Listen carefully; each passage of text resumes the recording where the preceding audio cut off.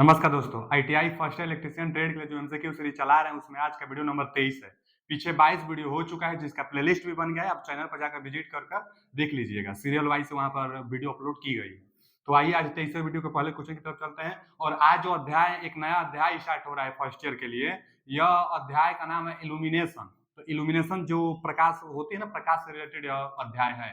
तो आज के इस 23वें वीडियो के पहला क्वेश्चन क्या है कि what is the SI unit of luminous intensity. Luminous intensity को क्या कहते हैं? ज्योति तीव्रता।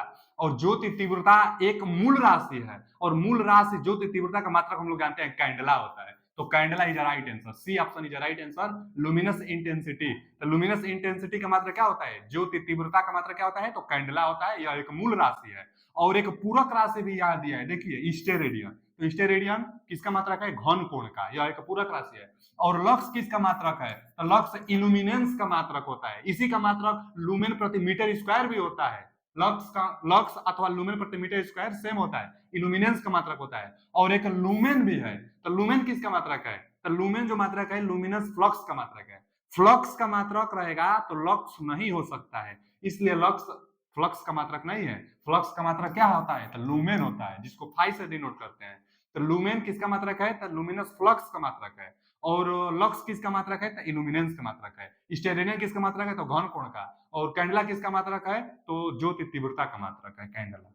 आते हैं अगले क्वेश्चन की तरफ। अगला क्वेश्चन जो है कि तंतु लैंप का कार्यकारी तापमान कितना होता है? तो जो तंतु लैंप होता है ना, टंगस्टन का बना होता है। ये वही पूछना चाहता है कि टंगस्टन का कार्यकारी तापमान मतलब वह तापमान जिस पर यह काम करना स्टार्ट कर दे, रोशनी देना स्टार्ट कर दे, वही कार्यकारी तापमान होता है। और होता है 2380। 2380 होता है तंतु जो टंगस्टन का होता है। कार्बन का भी पहले तंतु बनता था, जो अब नहीं बन रहा है। पहले कार्बन का बनता था और खराब हो जाता था। तो जो कार्बन का होता था उसके लिए कार्यकारी तापमान 1880 होता था। और गलनांक इनका कितना होता है कि जिस पर गल जाएगी तो 3480 पर गलनांक होता है इनका। तो तंतु का कार्यकारी तापमान 2380 होगा। अगला क्वेश्चन क्या है कि फ्लोरोसेंट ट्यूब लैंप में टंगस्टन इलेक्ट्रोड को किस पदार्थ से लेपित कर दिया जाता है? जो टंगस्टन का इलेक्ट्रोड बनता है ना, इसलिए उस पर लेपित की जाती है कि ऑक्सीडेशन ना हो सके। दूसरे अक्रिय गैस भी उसमें भरी जाती है। हीलियम गैस जो अक्रिय गैस होती है वो सब भर भी दी जाती है, क्योंकि अभिक्रिया करके वो नष्ट ना हो जाए, अभिक्रिया ना करे, निष्क्रिय गैस इसीलिए भरी जाती है, ऑक्सीडेशन न हो पाए। तो किसका लेपित भी किया जाता है? तो बेरियम और स्ट्रेंसियम का। बेरियम और स्ट्रेंसियम का लेपित कर दिया जाता है टंगस्टन इलेक्ट्रोड पर। तो D option is right answer. अगला क्वेश्चन क्या है? एमबी प्रकार के high pressure mercury vapour lamp किस स्थिति में संचालित किए जाते हैं? तो किसी भी स्थिति में, आप तो एनी पोजीशन में स्टार्ट कर सकते हैं। जो शादी ब्याह में पहले मरकरी लगता था, मरकरी, तो मरकरी किसी भी पोजीशन में हम तो लगा सकते थे। और शादी ब्याह में एलईडी बल्ब लग रहा है तो इसकी बात अलग है। लेकिन जो पहले मरकरी वेपर लगता था ना, high pressure mercury vapour lamp, तो किसी भी पोजीशन में आप लगा सकते हैं। तो D option is right answer, high pressure mercury vapour lamp आप किसी भी पोजीशन में लगा सकते हैं। क्या है अगला क्वेश्चन कि एमबी प्रकार के उच्च दाब फिर high pressure mercury vapour lamp किस स्थिति में संचालित किया जाता है? तो एनी पोजीशन में। यह भी वही क्वेश्चन है, तो any position, D option is right answer. अगला क्वेश्चन क्या है? उच्च दाब सोडियम, देखिए ये बार रिपीट आ गया कि उच्च दाब sodium, high pressure sodium vapour, high pressure sodium vapour lamp परिपथ में लीक ट्रांसफार्मर का क्या कार्य है? देखिए एक बात जानिए आप, जो high pressure sodium vapour lamp होती है ना जी, तो उस सोडियम वेपर लैंप पहले लगता था जो पीला रोशनी देता था। सड़कों पर, पार्कों में, स्टेशनों पर एक बल्ब लगता था, बड़े बड़े बल्ब लगता था, वो पीला रोशनी देता था। उसी को high pressure sodium vapour lamp कहते हैं। यह पीला रोशनी देता था। और क्या होता था ना कि स्टार्टिंग होने में 10-15 मिनट टाइम लग जाता था इसको। तब इसके जगह पर आया मरकरी वेपर लैंप, जो 5 मिनट में स्टार्ट हो जाता था, जो नीला जलता था, मरकरी वेपर लैंप। अब पहले सोडियम वेपर लैंप लगता था जो कि स्टार्टिंग में 15 मिनट तक टाइम लेता था।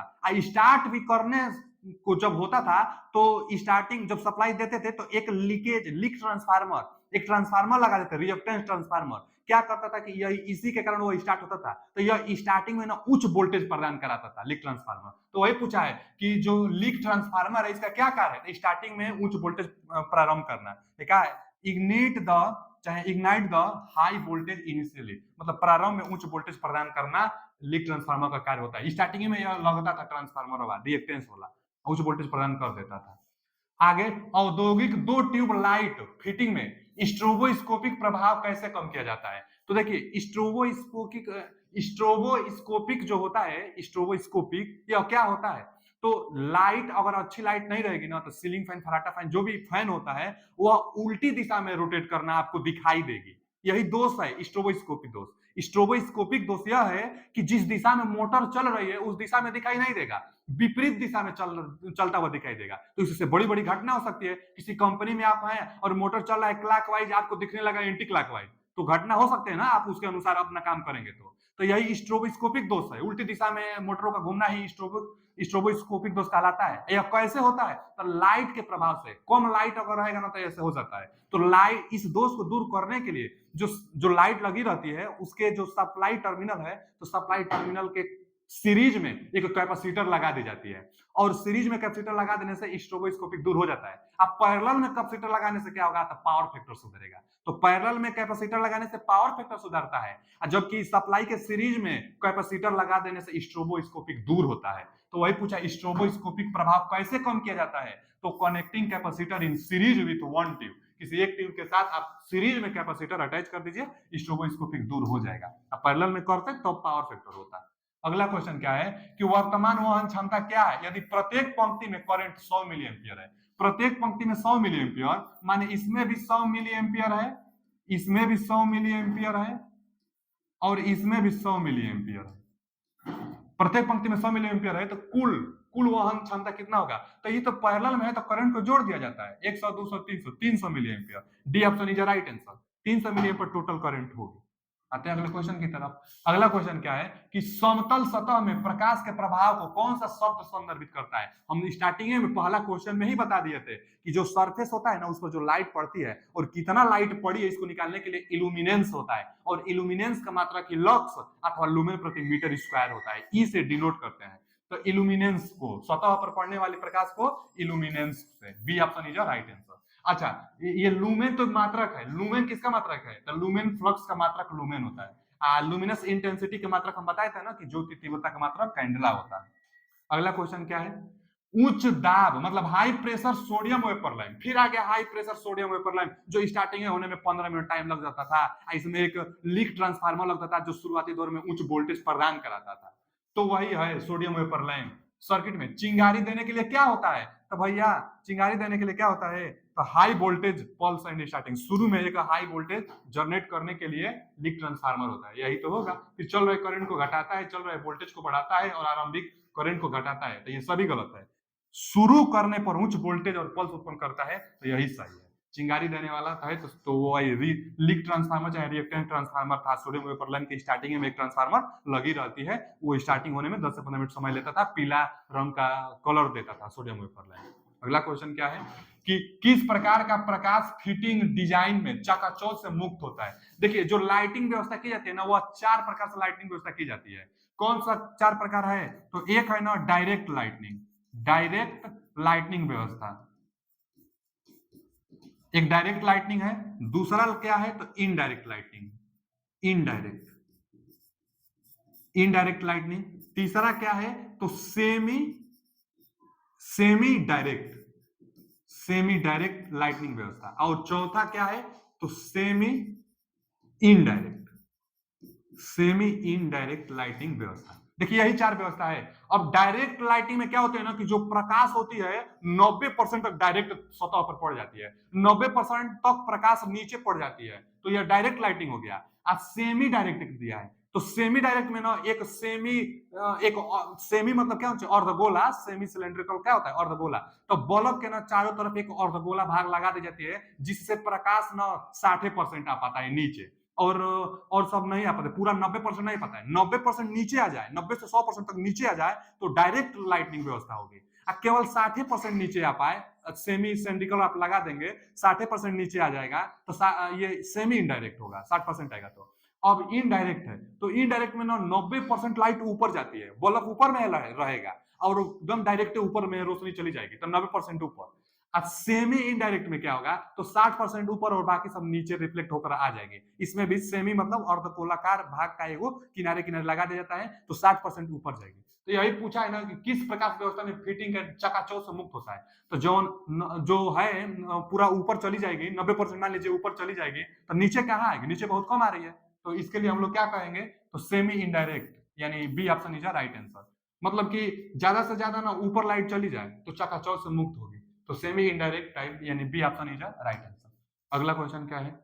अगला क्वेश्चन है उच्च उच्च दाब धातु हैलाइड लैंप की बाहरी ट्यूब बोरोसिलिकेट ग्लास से क्यों होती है?